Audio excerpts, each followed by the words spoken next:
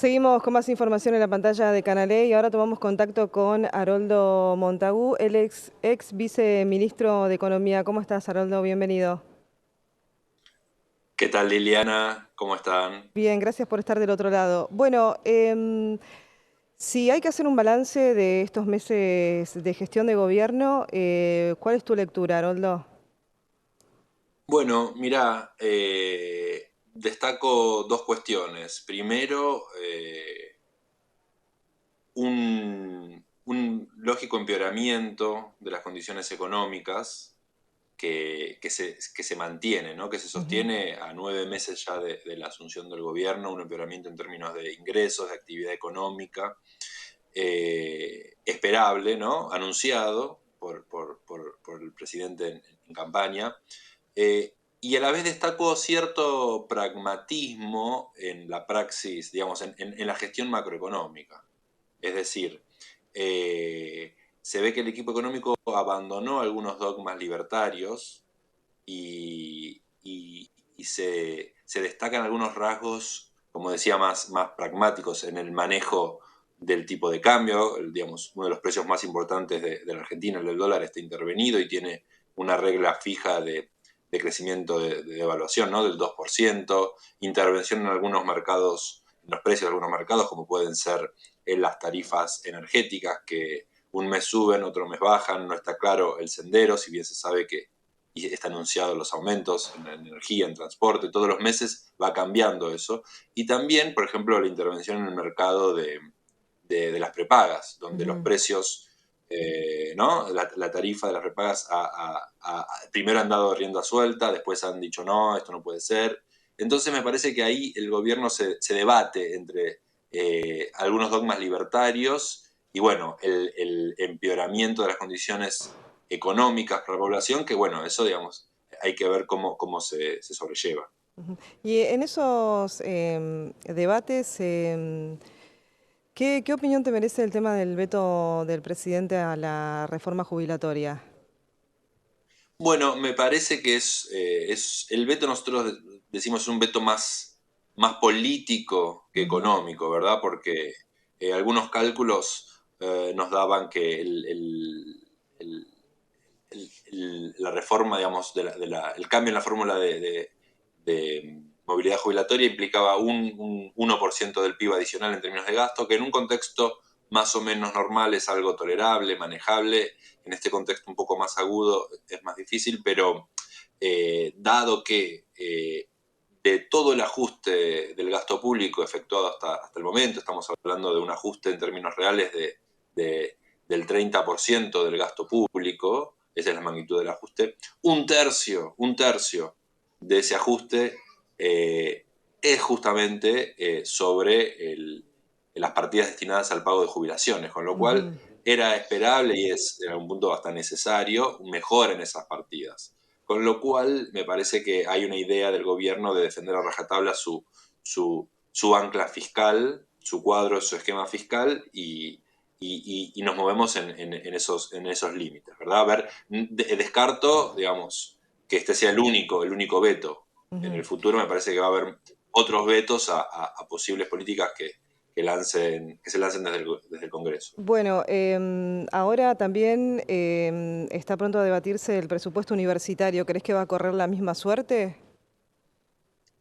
Claro, a eso me refería. El presupuesto universitario y la ley, el proyecto de ley que están proponiendo desde el Congreso implica un aumento tanto una actualización en los salarios de los docentes y no docentes, como también una mejora en una recomposición de los gastos de funcionamiento de las universidades. Eso tiene un, Ujú. un peso en el gasto total muy bajo, cerca del 3-4% del gasto total.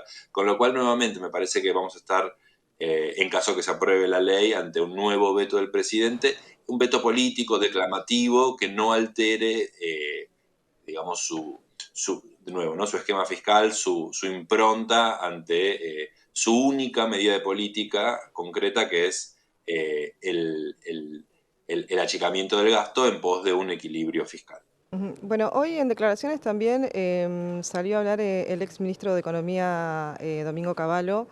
Se refirió a la liberación y a una posible reunificación del mercado cambiario. ¿Qué lectura podés hacer y si es acertado también lo que dijo? Me parece que en este contexto un levantamiento de las regulaciones cambiarias, un levantamiento del cepo, ¿no? A eso se refiere con la unificación cambiaria, implicaría, de nuevo, en este contexto en donde escasean los dólares, una corrección, una modificación del tipo de cambio y en criollo una devaluación que implicaría un retroceso en el programa económico, ¿no? Si hay un compromiso del gobierno con un sostenimiento del tipo de cambio y de repente se liberan las regulaciones cambiarias, se abre el cepo, dado el stock de reservas negativas, reservas netas negativas que cuenta el Banco Central, eso en la práctica sería una devaluación considerable, ¿no? Entonces me parece que todavía no es el momento para eso y de alguna manera en algún informe que realizamos en la consultora, Sí. lo que decimos es que el cepo en algún punto sostiene la política económica del gobierno, el cepo sostiene la inflación, el cepo sostiene el tipo de cambio al 2%, que a su vez sostiene una inflación descendiente, es lo que sostiene la baja de las tasas de intereses, de la tasa de interés del 100% que recibe el gobierno al 40% actual. Entonces el cepo hoy se transforma en un eje central de la política económica. Sin cepo y sin dólares, la situación cambiaría drásticamente. ¿Hay hoy atraso cambiario, Haroldo?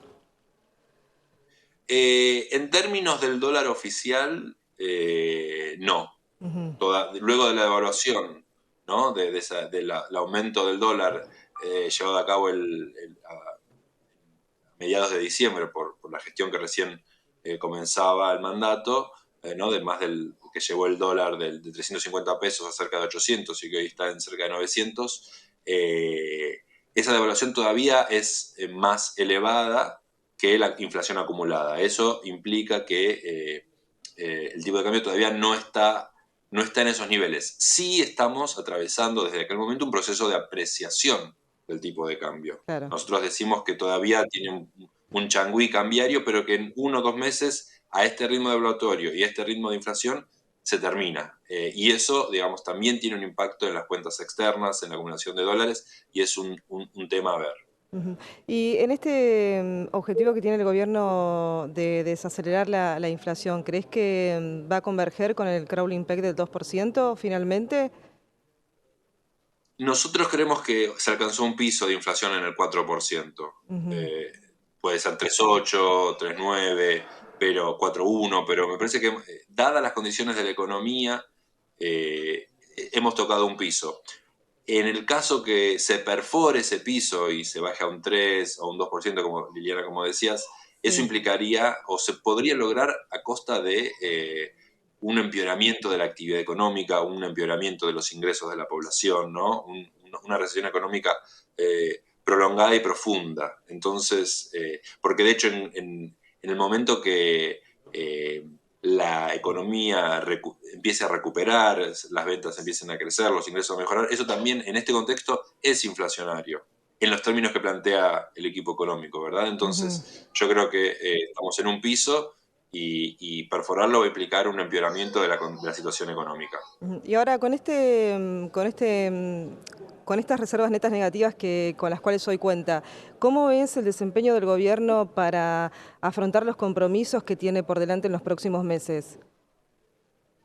Bueno, es muy importante lo que planteas porque hasta ahora el equipo económico ha dado muestras en reuniones con inversores, Sí. con los sectores económicos, que estaba dispuesto o que contaba, mejor dicho, ¿no? En las palabras del ministro, con los dólares para hacer frente a los vencimientos de intereses de enero del 25. Luego parece que no fue suficiente y tuvo que admitir que también tenía los dólares para afrontar los pagos de capitales, no de intereses, y luego en una tercera reunión agregó que también tenía cubiertos los pagos para junio del 25, es decir, cada vez iba aumentando su apuesta, ¿no? Con lo Ujú. cual eso habla en algún punto de alguna incertidumbre respecto al verdadero compromiso o al verdadero stock que se cuenta para hacer frente a esos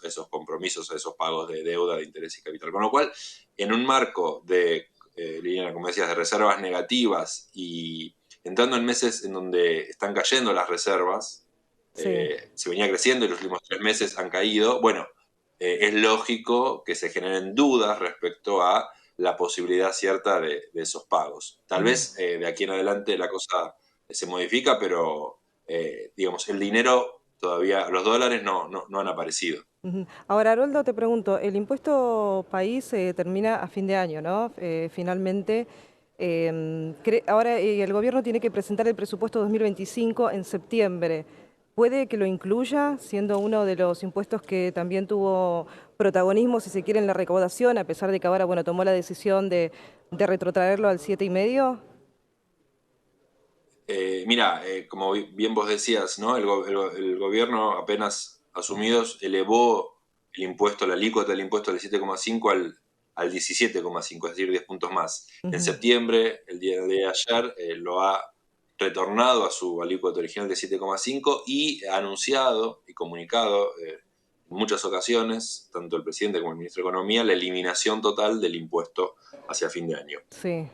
El impuesto fue votado por ley en el año 2020 por 5 periodos fiscales y que culminan ahora.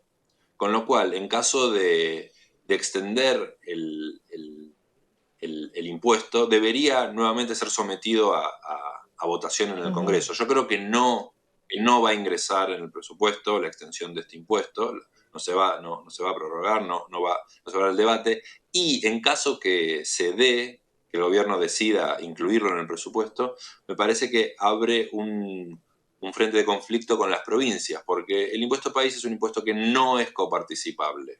Claro. Entonces, es decir, no se reparte con las provincias, va toda la administración central, al gobierno nacional. Con lo cual, de incluir un nuevo impuesto, yo creo que las provincias, mediante sus representantes legislativos, sí pondrían sobre la mesa de debate la posibilidad de coparticipar ese impuesto. Ujú. Eh, por las declaraciones del equipo económico, del mismo presidente, pareciera que no es una instancia que estén dispuestos a afrontar, con lo cual yo creo que no va a aparecer el impuesto país en el presupuesto. Bueno, Haroldo, muchísimas gracias. Liliana, gracias a ustedes.